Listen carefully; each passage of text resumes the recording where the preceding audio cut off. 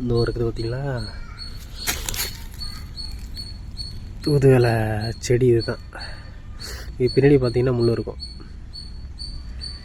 Almost எல்லாருக்குமே தெரிஞ்சிருக்கும், தெரியாதவங்களுக்கு சொல்கிறேன். இன்னொரு பாருங்க முள்.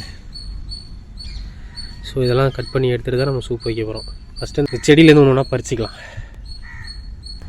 பறிக்கும் போதே பார்த்து பறிங்க, ஏன்னா அந்த முள் குத்திரும். ஸோ இந்த செடியில் இருந்ததை ஓரளவுக்கு பறிச்சாச்சு. வேறு செடி இருக்கான்னு பார்ப்போம்.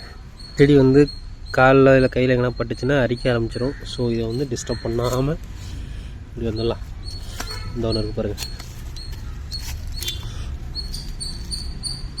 இங்கே ஒரு செடி இருக்குது பார்த்தீங்களா. இது வந்து வேண்டாம், ஏன்னா மாடு வந்து சாணம் போட்டு போயிருக்கு. கொசு வர ஓவராக கடிக்குது. அம்மாடி. இங்கே வந்து பார்த்திங்கன்னா ஃபுல்லாக நாவமர கன்று தான் அதிகமாக இருக்குது. ஸோ அது 2 தான் கிடச்சிச்சு. வேறு எங்கன்னா இருக்கான்னு பார்க்கணும். வேறு எங்கேயும் அவ்வளோவா தென்படலை கண்ணுக்கு. ஸோ இங்கேயும் ஒன்று தெரியல பற்றியா.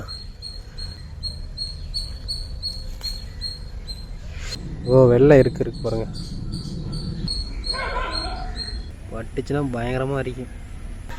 நமக்கு வந்து இந்த அளவுக்கு தூதுவளை கிடச்சிருக்கு. ஸோ இதை வச்சு நம்ம வந்து சூப் செய்ய போகிறோம். தூதுவளை சூப்புக்கு தேவையான பொருட்கள் பார்த்துக்கலாம்.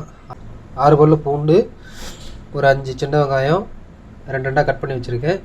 தூதுவளை இலை, 1.5 ஸ்பூன் வந்து சீரகம், 1.5 ஸ்பூன் வந்து மிளகு, ஒரு தக்காளி. பாத்திரம் நல்லா சூடானதுக்கப்புறம் நல்லெண்ணெய் சேர்த்துங்க. வெங்காயம் சேர்த்துக்கலாம். அதுக்கப்புறம் பூண்டு சேர்த்துக்கலாம். இந்த டைமில் வந்து தக்காளி சேர்த்துக்கலாம். தூதுவளை இலை சேர்த்துக்கலாம். ஒரு 2 பச்சை மிளகாய் மிக்ஸில் அரைச்சி எடுத்துக்கலாம்.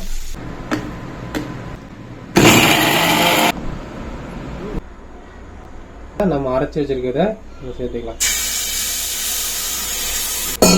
உங்களுக்கு தேவையான அளவுக்கு தண்ணி ஊற்றிக்கிங்க. தேவையான அளவுக்கு உப்பு. இப்போதான் லைட்டாக கொதிக்க ஆரம்பிக்குது. நல்லா கொதிச்சோன்னே நீங்கள் சாப்பிட வேண்டியதான். இந்த வீடியோ உங்களுக்கு பிடிச்சிருந்தா லைக் பண்ணுங்கள், ஷேர் பண்ணுங்கள், சப்ஸ்கிரைப் பண்ணுங்கள்.